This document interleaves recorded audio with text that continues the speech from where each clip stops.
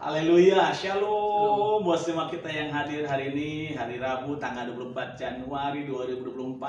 Apa kabar? Bersama Yesus luar biasa. Kita bertemu dalam format tuntunan sepekan di Rumah Doa Pagi. Hari ini saya bersama dengan Ishak. wah, panjang namanya. Satu yang penting, ini adalah anaknya. Ya, pujitan. Hari ini kita akan sharing tentang satu tema apa, Pak Ishak? Visi. Ya. Visi yang dibahas tanggal 27 Desember 2023 Ya, tahun lalu. Nah, hari ini kita akan mengulang, ini bukan mengulang sebenarnya, mempertajam lagi supaya visi itu benar-benar bukan hanya kata-kata yang dibaca tapi yang dipraktekin. Yes. Oke, yuk kita akan mulai. Yuk, silakan Pak Ishak, kita mimpin. Oh, Kita iya. debat.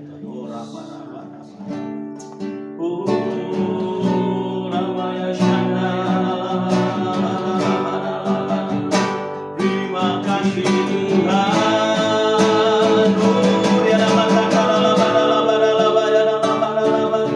Terima kasih. Haleluya.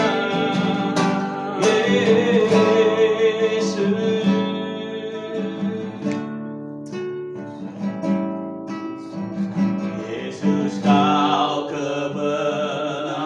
kebenaran yang menyelamatkanku.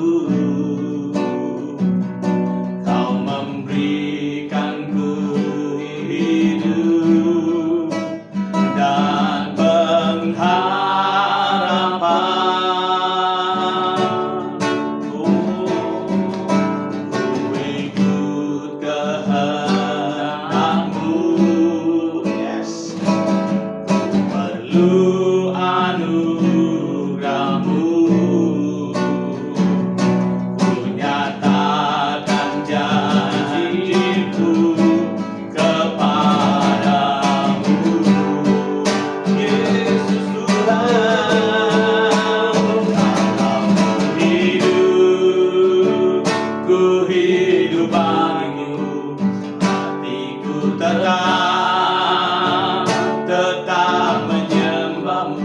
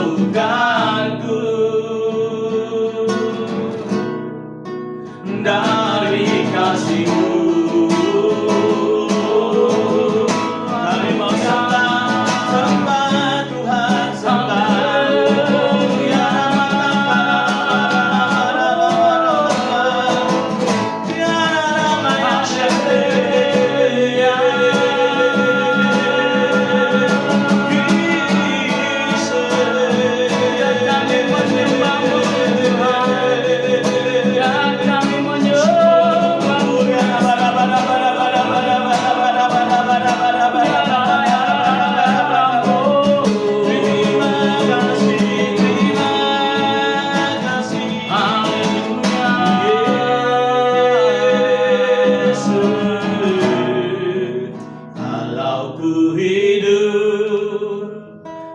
hidup bagimu, hatiku telah tetap menyembahmu. Dunia tak bisa menjauhkanmu dari kasihmu, ya Tuhanku. Selama ku hidup, yes Lord, ku hidup bagimu, mataku telah tetap menyandangmu. Dunia tak bisa menjauhkanmu dari kasihmu. Lebih lagi katakan, oh, sama ku hidup. Kalau ku hidup bagimu, hatiku telah menyembahmu. Dunia tak bisa, yes, menjauhkanku dari kasihmu, yes Lord. Selama ku hidup bagimu, mataku telah memandangmu. Dunia tak bisa menjauhkanku dari kasihmu. Dunia tak bisa menjauhkanku dari kasihmu, ya Tuhan. Dunia tak bisa menjauhkanku dari kasihmu. Haleluya. Benar Bapa, dunia tak akan bisa menjauhkan kami Tuhan. Saat kami berpegang teguh akan Engkau Tuhan, saat kami mengerti akan tujuan hidup kami untuk-Mu Tuhan, tidak akan ada yang dapat memisahkan kami padamu Tuhan. Terima kasih Bapa, di pagi hari ini Tuhan, kami mau datang sujud menyembah-Mu Tuhan. Ini setiap kami anak-anak-Mu Tuhan, datang sujud menyembah-Mu, mengutamakan Engkau di atas segalanya Tuhan. Oleh karena itu tidak akan dunia manapun yang tidak akan memisahkan kami Tuhan dan kasih-Mu Tuhan. Hati-Mu tetap ada dalam hati kami Tuhan. Terima kasih buat kasih-Mu yang luar biasa atas setiap kami Tuhan. Terima kasih untuk pagi hari ini Tuhan, kami boleh datang sujud menyembah-Mu Tuhan dengan apa adanya kami Tuhan. Terima kasih buat penerimaan kami di hadapan-Mu Tuhan. Terima kasih Bapa untuk pagi hari ini Tuhan, di tuntunan sepekan ini Tuhan. Lawat setiap kami Tuhan, baik yang di YouTube, di tempat ini Tuhan. Lawat dalam nama Yesus yang memberkati Tuhan. Biarlah setiap apa yang kami bicarakan pada saat pagi hari ini Tuhan dapat memberikan kami kekuatan yang baru, semangat yang baru, sukacita yang baru, karena ada Tuhan yang luar biasa dalam hidup kami, yang menyertai kami Tuhan. Terima kasih Bapa. Biarlah ke depannya Engkau yang menjadi juru selamat kami, terus mengarahkan kami, menuntun kami Tuhan, di dalam nama Yesus. Haleluya. Amin. Shalom. Shalom. Shalom Baisa. Shalom. Gimana kabarnya? Luar biasa. Bersama Yesus luar biasa. Hari ini kita mau sharing tentang visi. Apa sih yang kemarin dibahas 27 Desember lalu, Pak? Iya. Tentang apa? Tentang kebenaran, menghidupi kebenaran sampai kebenaran itu menghidupi. Ya, artinya menghidupi firman sampai firman menghidupi kita. Ini ada dua kelompok nih, ada dua bagian ya. Iya. Menghidupi kebenaran. Baru nanti kedua dampaknya adalah kebenaran itu menghidupi. Nah, menurut Pak Isa sendiri bagaimana disebut menghidupi kebenaran atau firman mungkin ya kita bilang? Iya, kadang menghidupi kebenaran itu kalau menurut saya gitu, setiap orang kadang kebenaran itu memang apa ya, yang kemarin kita bahas itu, kebenaran itu memang menyakitkan buat hati kita gitu. Buat diri kita. Iya, karena kita sebagai anak Tuhan harus mengakui dia sebagai ini, mencontohkan bahwa kita ini Tuhan tuh ada, seperti 1 Yohanes 2 ayat 6 yang kita bahas itu. Kalau kita ngaku Tuhan ada dalam diri kita, kita harus hidup seperti Kristus hidup. Nah, ini jadi menyakitkan sebetulnya kalau memang kita mengungkapkan kebenaran, apa yang harus kebenaran kita lakukan. Contohnya Pak Gem, apa tuh? Yang kita bahas itu tentang kisahnya Yusuf. Oh ya. Nah, itu yang kita bahas kemarin itu sama anak muda Yusuf itu dia mengungkapkan sesuatu kebenaran yang dia terima dari Tuhan tentang kebenaran, tapi saudara-saudaranya Nah itu kita bisa baca sendiri ya di Kejadian 37. Nggak senang gitu loh. Jadi dia mengungkapkan suatu kebenaran yang dia dapat tentang mimpi, tentang kasihnya yang berlebihan dari orang tuanya, akhirnya yang mengakibatkan dia sakit sendiri gitu. Padahal ngomong apa adanya. Padahal ngomong apa adanya, jujur, kebenaran yang diungkapkan, apa yang dia terima dari Tuhan itu, Yusuf terima, ya disampaikan apa adanya gitu, selugunya itu gitu loh. Akhirnya mengakibatkan dia sendiri nggak nyaman dalam semasa hidupnya, Pak. Kita sama-sama tahu gitu apa, Yusuf dijual, Yusuf mau dibunuh, Yusuf mau difitnah, ya kan, sampai melakukan hal-hal kayak gitu nggak enak. Melakukan kebenaran itu nggak enak. Satu itu ya. Salah satunya itu poinnya. Itu dahsyat banget tuh. Kalau kita ngomong tentang menghidupi kebenaran tadi, ngomong apa adanya. Kadang kita berpikir kalau gitu mending kita nggak jujur aja. Tapi kan kita harus nggak boleh. Nggak bisa. Tapi percaya nggak bahwa semua yang nggak baik ini kalau disikapi dengan positif ya, Yusuf pada akhir waktu dia bisa ngumpulin keluarganya lagi dalam keadaan mereka susah ya. Mereka ketakutan waktu bapaknya meninggal kan. Dia pikir wah bahkan gue dendam. Yusuf bilang begini, enggak. Justru aku terbuang waktu itu, teraniaya waktu itu untuk memelihara bangsa yang besar ini. Itu dia. Keren banget itu ya. Itu nggak gampang tuh Pak. Karena apa? Orang yang bisa memahami esensi hidup tuh kayak gitu tuh. Bahwa segala sesuatu walaupun sakit pasti ada maksud Tuhan. Pasti ada rencana Tuhan. Amin. Bisa nggak ya kita bersyukur kalau hari ini sedang sakit? Nah itu dia. Bisa nggak kita nanya, Tuhan ada apa ya di balik ini ya? Itu dia. Apa ya Tuhan? Tapi bolehlah, nggak apa-apa lah, sakit-sakit lah. Aku pengen nikmatin sakit ini demi kemuliaan nama Tuhan. Yang penting jangan karena kekonyolan sendiri ya. Bukan karena kebenaran yang kita anggap benar sendiri, padahal bukan benar. Kebenaran yang sesuai dengan firman Tuhan tentunya. Melakukan apa yang diberitahu Tuhan.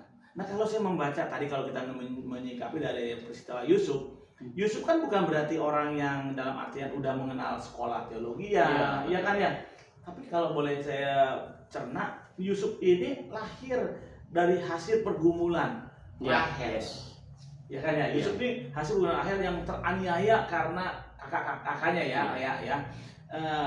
Dia mandul lah, dibilang apa dan sebagainya. Dia doa Tuhan kasih Yusuf. Yusuf ini anak penghiburan luar biasa ya. Bahkan kalau dibilang Yusuf ini anak pilihan Tuhan, dari kandungan sama saya ini ya Pak. Nah, pertanyaannya lagi nih Pak, kalau Pak Ishak sendiri nih, bagaimana menghidupi kebenaran? Menghidupi kebenarannya, bagaimana Pak Ishak?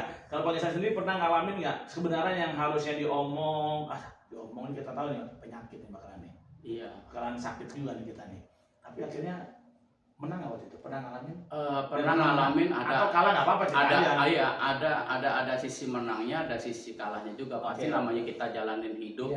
Tapi kalau kita jujur, kalau jujur mengikuti firman Tuhan, apapun itu efeknya yang akan kejadian nanti, yuk kita belajar sama-sama dengan seperti Yusuf. Apapun yang kita alamin saat ini, berkatalah dengan apa adanya.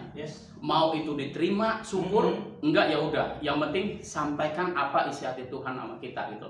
Kalau kita tahu misalkan nih Pak Gam, di teman pelayanan kita melakukan sesuatu yang nggak benar, nah ini kita patut tegur nggak? Tegur. Nah kan kalau kita tegur, ntar kitanya dijulitin lah, dibikin sensi lah, dibikin apa, didiemin lah, kan nggak enak gitu. Tapi sebagai anak Tuhan, yuk lakukan firman Tuhan seperti apa harusnya tegur. Ingatkan lah. Ingatkan setidaknya. Ya kan ada firman Tuhan juga, tegur 4 mata dulu. Kalau kurang ini ada saksi, jangan di belakang. Nah yang nggak benar ini kita ngomong baik-baik di depan, di belakangnya kita diomongin. Nah itu dia harus prakteknya. Nah saya ngomong gini, tapi harus siap loh, begini, siap pada saat orang berbeda sama kita. Kita pikir orang banget, weh keren kamu banget diginin, sombong, sok suci. Nah jangan marah. Yusuf sampai di detik dia dicemplungin ke sumur, dia cuma minta tolong keluarin. Dia nggak maksud apa-apa kan gitu kan, dia ngomong gitu tuh, bukan maksud dengan ngumpat-ngumpat, enggak. Yusuf masih tetap minta tolong dan minta maaf kalau ada yang salah, istilahnya kata gitu ya. Tapi dalam artian bahwa dia siap menerima perbedaan antara dia dengan pandangan orang, ya kakaknya lah gitu ya.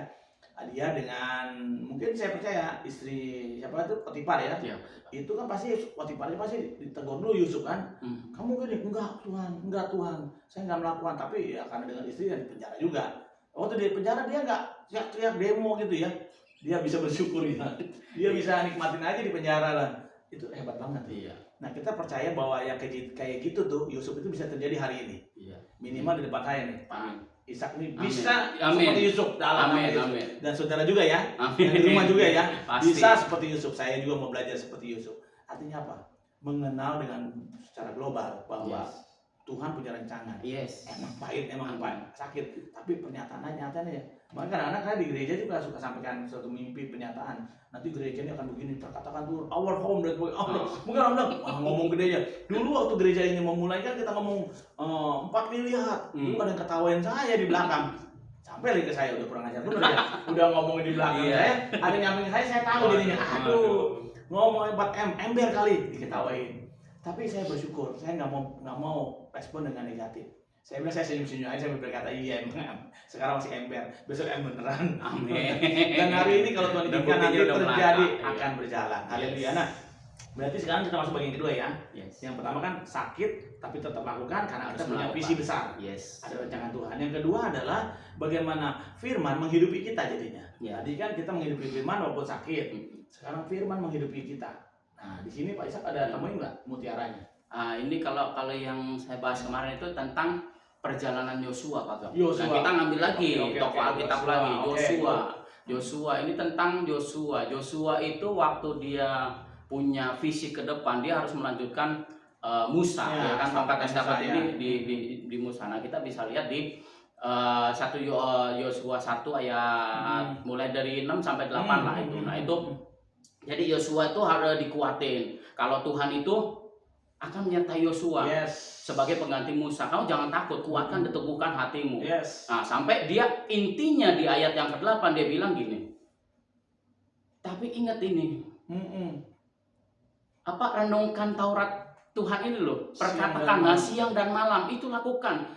Ayat 8-nya itu. Wah, luar biasa. Pokoknya intinya nih, kamu harus kuat dulu. Setelah kuat dan teguhkan hatimu, lakukan apa yang menjadi tanggung jawab kita. Sebagai orang percaya, kita harus merenungkan Taurat itu siang dan malam. Seperti apa yang kita lakukan saat ini, Pak Tom. Sampai detik ini kita bagus dengan gemar. Ingat gemar, gerangan membaca Alkitab setiap hari ya. Gemar itu penting karena apa? Karena kita bagaimana tahu mengenal Tuhan kalau kita nggak tahu surat cintanya Tuhan. Betul. 1 itu. Kedua, bagaimana kita sampai ke Kanaan kalau kita nggak mengikuti tuntunan Tuhan dengan merenungkan Taurat itu siang dan malam. Biasa. Diperkuat lagi Pak Gam sama di Mazmur. Apa tuh? Mazmur 1 tentang renunganlah Taurat itu siang dan malam. Dia seperti pohon ditanam di tepi aliran air yang menghasilkan buahnya. Nah, itulah kalau sampai kita udah menghasilkan buah, disitulah firman itu menghidupi kita. Bukan kita lagi yang menghidupi kebenaran itu, tapi kebenaran itu yang firman itu yang menghidupi kita. Asyik udah. Itu keren banget ya. Kayaknya mantap, dan itu udah semuanya udah itu ya. Sudah, itu poinnya pokoknya kita itu intinya dalam perjalanan meskipun dalam kesakitan kita harus mengatakan kebenaran. Dalam kebenaran kita harus merenungkan. Perjalanan itu harus ada tuntunan Tuhan. Sampai kebenaran itu firman itu menghidupi kita.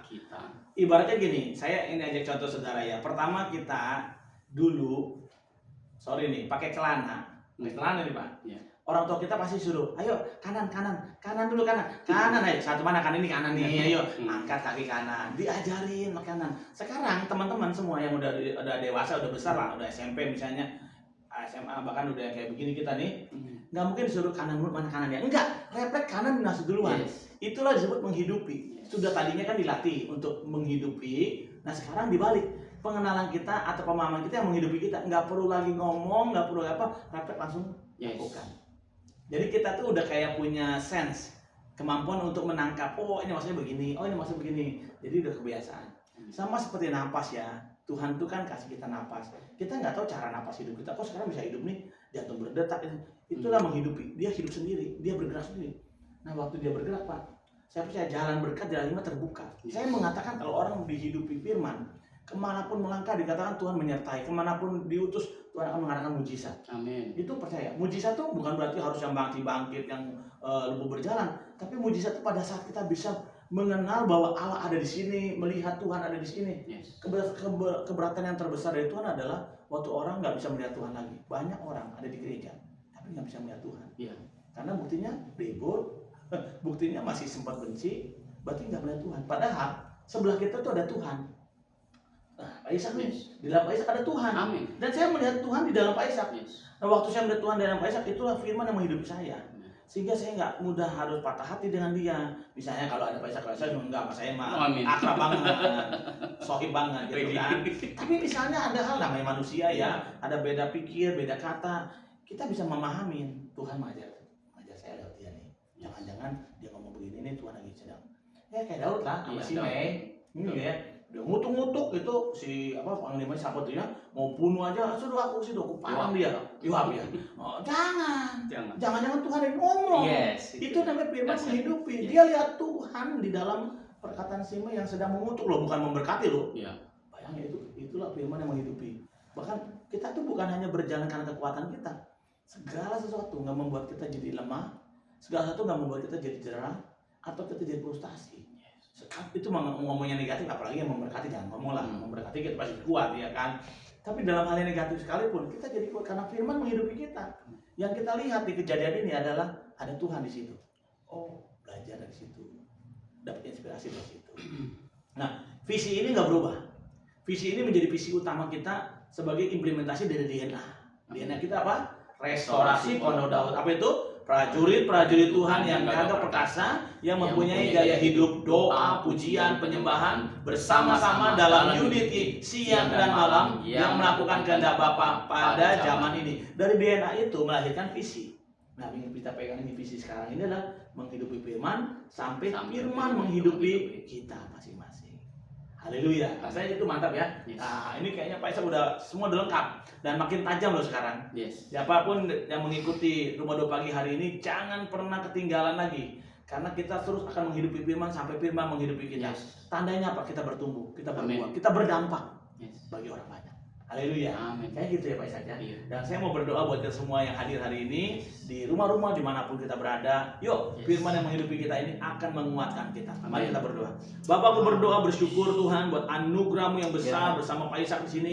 Kami lepaskan berkat buat saudara-saudara kami yang sedang Yes. berjuang menghidupi visi ini. Yes. Tuhan memang pahit, memang berat, tetapi Ya. kami percaya ada rencana Tuhan, Amin. ada maksud Tuhan. Benar. Hamba percaya hari ini, di hari Rabu ini kami Yes. berkata, Tuhan Kau baik, Amin. Engkau nyatakan isi hatimu. Yes. Kami terima ini sebagai kebenaran. Yes. Kami berjuang untuk menghidupi firman. Sampai Engkau itu kebenaran itu, firman itu menghidupi kami. Bapakku berdoa buat setiap kami yang di rumah-rumah, di jalan-jalan dimanapun Tuhan. Berkat yang sama kami terima dalam Yes. nama Yesus. Dalam nama Dalam Yesus. nama Yesus terima. Dalam Dalam nama nama Yesus. Yesus. Kekuatan untuk berjalan seperti Yosua, Yes. tidak menyimpang ke kiri dan kanan. Amin. Kesukaannya ya Taurat Tuhan, merenungkannya siang Amin. dan malam. Demikian terjadi atas kami semua. Yes. Terima kasih banyak.